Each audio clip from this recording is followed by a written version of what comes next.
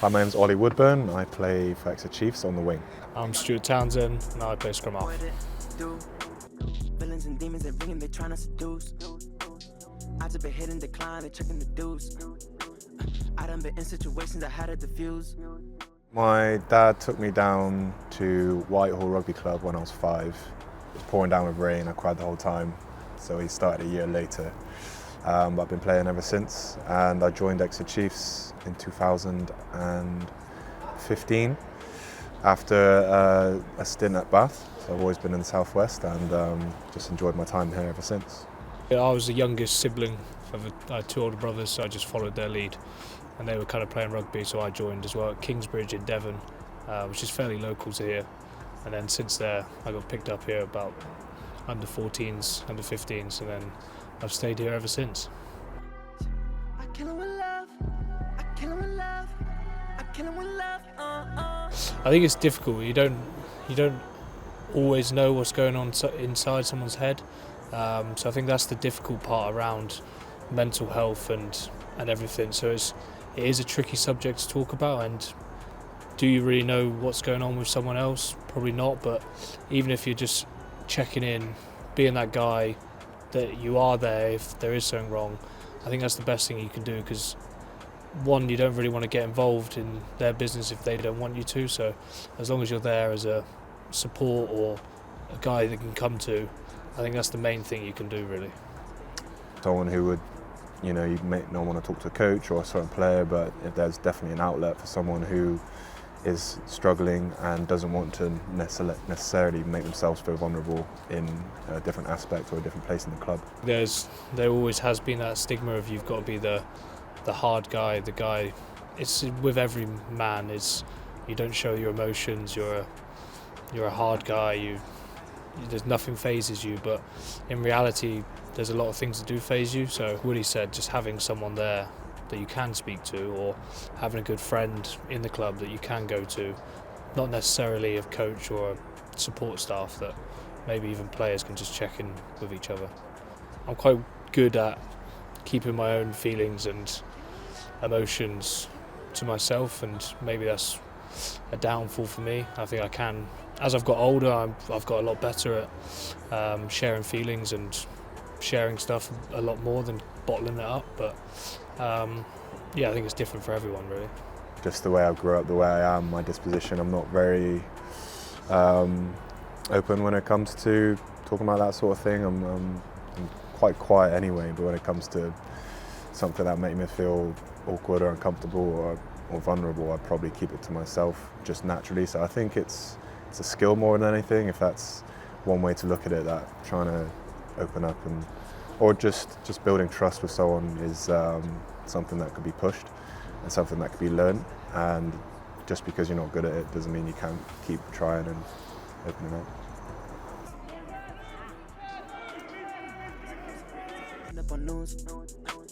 all of my family tired, they all pay the dues.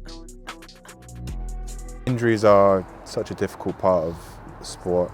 Cool ones are, if you get a long injury, you're not going to play for a while, you're going to be out the spotlight, you're going to miss opportunities, and then there's those smaller injuries which you come back from, but then you might get injured again, and it's hard to keep coming in and out. But I think the most important thing is to control what you can control, set goals, and make sure you're positive about it, because those sorts of things will really drag you down.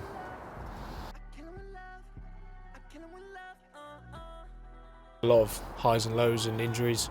I've had a lot of long injuries. I've had back-to-back injuries, and there is times where I've been in a hole, just naturally, as you do, because what you want to be doing is playing on the field, but you're sat there watching. But goals and little achievements when you're going through your rehab process is a massive thing, because there are going to be highs and lows in your injury, and I think one, you've got to kind of take them as you go.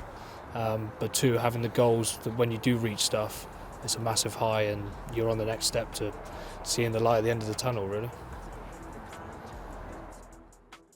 I done been in situations I had to diffuse. They stuck in the news. It's tempting, they promising more than what they could do. A lot of hate stuff out there on social media, which then they haven't been in those situations. People who don't really play rugby or watch it think they know what's going on, when a lot of that stuff can do damage to certain people. I'm not saying that it has done, but I have known people in the past that have looked at social media and kind of got rid of social media because of those circumstances. And I think the whole rugby community have got to understand that people don't go out there to mess up or play terribly. Those things just happen. It's a game of rugby at the end of the day. Some people win, some people lose. And I think people have got to understand that, and putting hate or social media stuff behind a screen is not the way to go forward, I think, in the rugby community. You might see your player make a mistake or lose a game, but you're not gonna care more than they do. You're not gonna hurt more than they do. So the criticism, you're trying to attack a person that's already feeling bad about a certain mistake. So I'd show empathy and not hate, and just be positive. As a player, I look at those comments and just think they don't understand. They don't know the sacrifices we make to play. It's negative energy, you don't need it, bat it off. It's something which shouldn't really creep into your life. It does to some people, especially maybe it's the first time you're a young guy coming through. You get away with it, but it's not real. So rise above it. But on the flip side, the good social media stuff, that's good. When people comment good stuff about how people have played, keep that up.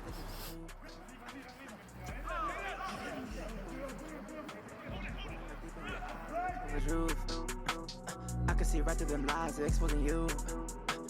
Funny, I think that it's funny. For really thinking from a deep perspective, it means everything. Like, I'm in this position, able to buy a house, able to provide for my son because of rugby.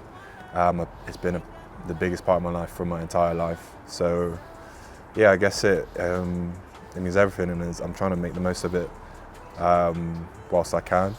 Kind of in the twilight years, so I'm just kind of being quite nostalgic about it. But it's a huge part of my life, and it's very positive. It's there's a lot you can gain from being a part of a rugby club. So it's I'm very lucky.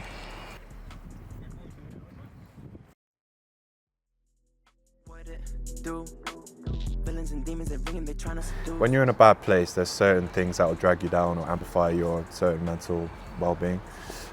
One is being out of a routine, kind of getting out of bed, even go to bed late, getting out of bed late, or just kind of bad sleep schedule. So routine's massive. We have to turn up, we have to get up early, we have to exercise. So exercise is massive.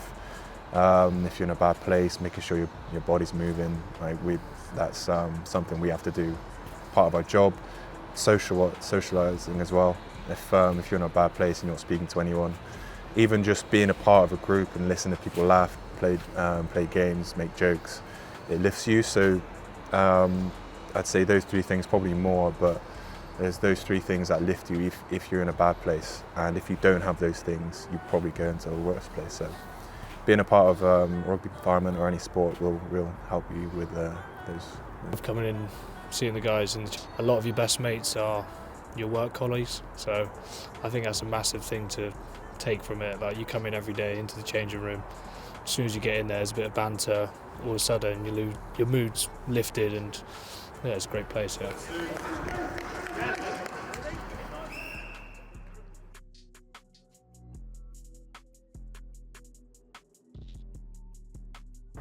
Mine's probably the 2017 when we won the premiership.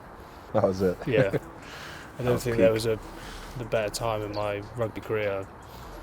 Yeah, it was crazy. I still get little butterflies thinking about that moment in time. Was unbelievable. We've won the Prem twice, but the first time was in a packed Twickenham stadium.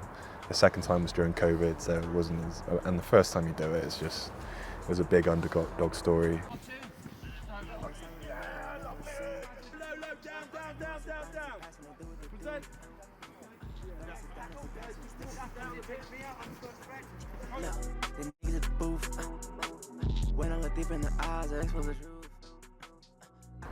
I would actually say, credit to him, probably Olly Woodburn. I mean, he's had a serious injury, and to come back from that and still be the class he is now, I think that's pretty inspiring, I'd say. At the moment, Aiden. If you don't know, he's battling non-Hodgkin's lymphoma, and he's been doing chemo and training with us and keeping up, and it's incredible. I don't think I could have done that. So that's the way he kind of runs around and still gets stuck in, smile on his face is massive credit to him.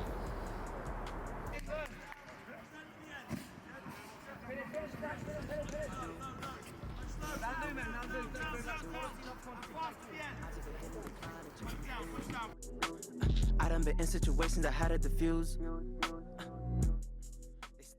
Anxiety, nervous.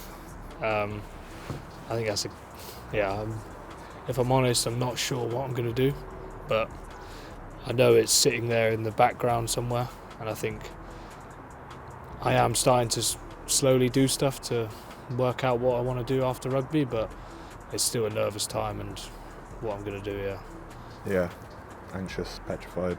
Yeah. It's going to be a completely new change for me. I'm most likely not going to stay in rugby, so I'm going to have to do something completely new. And as I've said earlier, I've been in rugby for my whole life almost, so it's going to be interesting, not only not having a routine, not exercising as I would every day, but trying to earn money in a different sector is going to be very different. Winning trophies to start, that's what I'm excited about, and being in that last contention of the season, which is great. And then I think I'm just excited to maybe get a break, a little holiday in the off season, and get away and enjoy myself a little bit. And then once I do that, flips back into knuckle down, get back into it. I don't want to think about that part. I'm looking forward to the weather finally changing for the rest of the season. We've got through a really awful patch of just rain and cold, and now we see the pitch start to firm up and start to play a bit more enjoyable rugby in the sun, and then enjoy some more sun in the off season. Go and forget about rugby for a few weeks, and rest my mind, rest my body.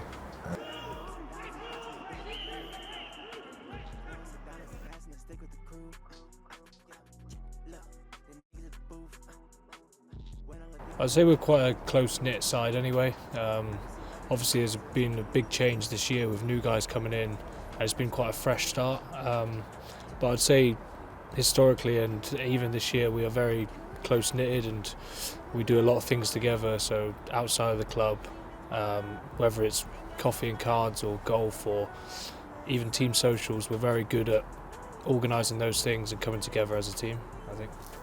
Yeah, I think especially for the senior players, we've been around the block quite a lot, so if for example injuries or selection issues happen with someone, you could probably tell if someone's going to be down just from your experience.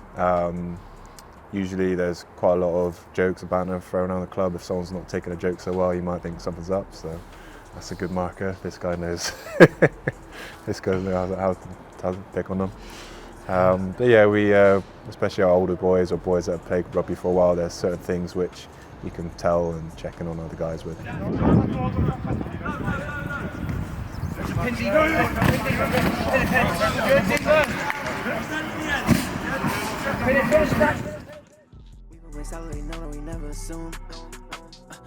Probably someone like Alec Hepburn or Jackie Nudd.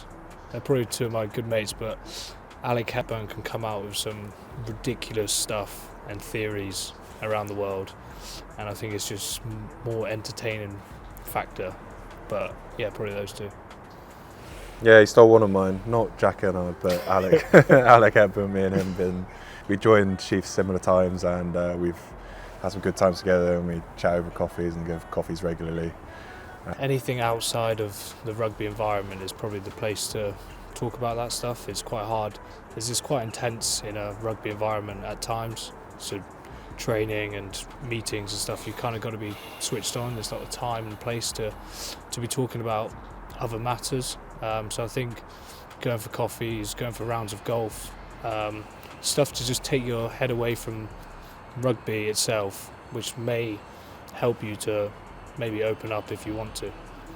But, yeah, if it suits you, I'd say it's just there's so many distractions. You might be having a conversation with someone in a change room and someone lobs a ping pong ball at you and trying to disrupt things. So having like time where you can talk about something without distraction, or people understand that's your space. But if you need to have a chat at work, then I think don't shy away from that.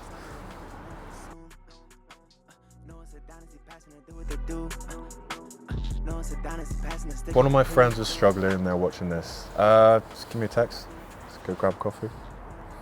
yeah, just something. Yeah, just like what he said. Chuck a message out. Yeah. Chuck a little comment. Do you fancy coffee or anything? And I'm always up for a coffee or to speak with friends. Yeah.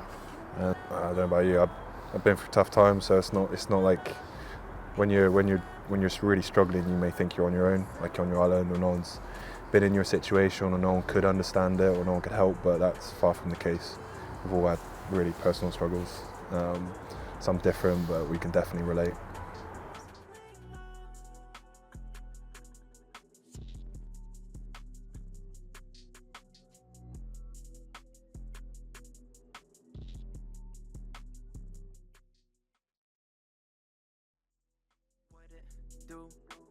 Villains and demons, they bringing, they trying to